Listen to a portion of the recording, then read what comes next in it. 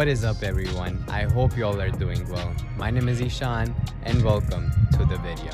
Now, if you've been keeping up with my videos recently, you can tell that I am in a new setting, and that's just because I was kind of getting bored of just keeping to record in my room. So I was like, might as well hit the rooftop that my apartment building has, and as you can see, there's some crazy views over here, so I'm super stoked to record this video right here.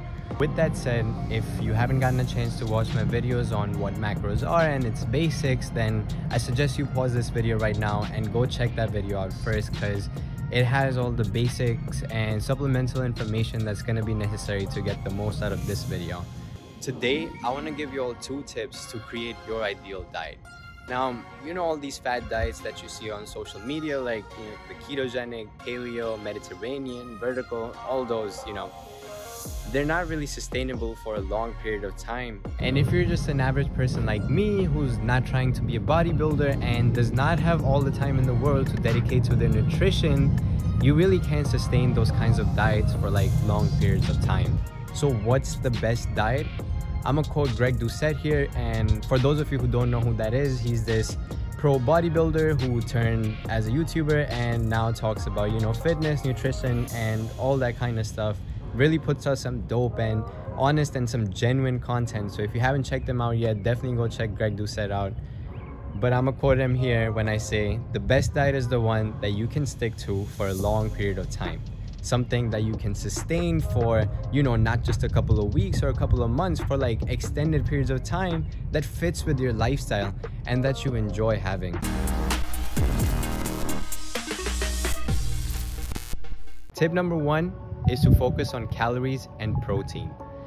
Now, I've talked about this in my video about macros, and I'm going to continue to talk about it because for average people like me who are not trying to be bodybuilders, this is the best way to ensure that you're making continual progress and staying on track with your goals without having to obsess over macros and spending all of your time in the kitchen.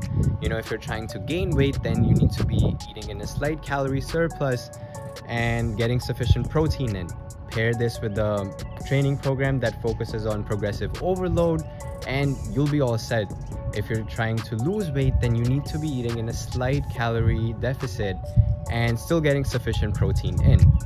Pair that with a decent program and some cardio in it, and you're going to be able to lose weight and keep it off. I kind of had to make some territorial changes, as you can see, because the sun was really beaming out, so I'm kind of like behind this little structure over here so the light doesn't get in the way. Let's head into tip number 2, which is to choose the right foods.